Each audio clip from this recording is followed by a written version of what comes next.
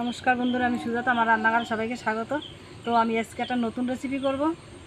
খোলসে আর ল্যাটা দিয়ে আমি আলু পাতা দিয়ে পাতুরি করব। এই দেখুন, কলা পাতা নিতে চলে এসেছি। কলা পাতা নিয়ে নিচ্ছি। কলা পাতা এই দেখুন নিয়ে নিয়েছি। আর লঙ্কা বেটে নিচ্ছি। বাড়ি এসে লঙ্কা বাটা হয়ে গেছে, তুলে নিচ্ছি। মাছ কেটে এই দেখুন পরিষ্কার করে ধুয়ে নিয়ে এসেছি।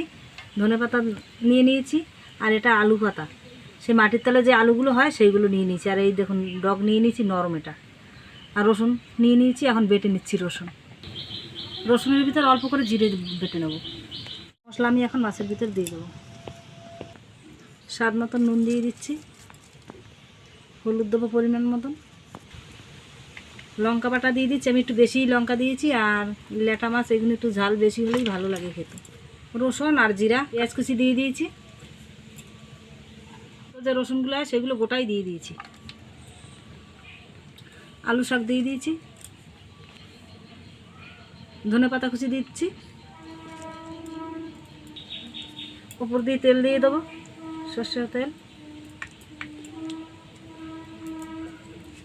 মেখে নিচ্ছি। মাছ মেখে নিয়েছি, এখন কলা পাতায় তেল মাখিয়ে নেব। দেখুন কি সুন্দর হয়েছে। আর এই মাথার ভিতরে মশলাগুলো আমি ভালো করে দিয়ে দিচ্ছি এরকম করে। এখন আমি সাজিয়ে নিচ্ছি। সাজিয়ে নিয়েছি, উপর দিয়ে মশলাটা দিয়ে দিচ্ছি। এখন জাল ধরিয়ে নিয়েছি, মাছ দিয়ে দিচ্ছি এখন। আর 1 মিনিট বাদে বাদে এরকম করে ঘুরিয়ে ঘুরিয়ে দিতে হবে, অল্প অল্প জাল দিতে হবে। এই দেখুন ঘুরিয়ে ঘুরিয়ে দিচ্ছি 1 মিনিট বাদে বাদে। আর এই পাতায় তেল মাখিয়ে নিচ্ছি। এই দেখুন এপিট হয়ে গেছে, লাল হয়ে গেছে পাতা এপিট, তার মানেই হয়ে গেছে। এখন আমি তুলে নিচ্ছি।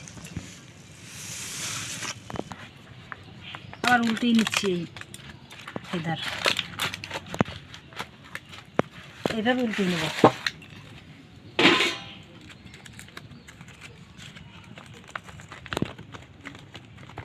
এই দেখুন কেমন লাগছে দেখতে।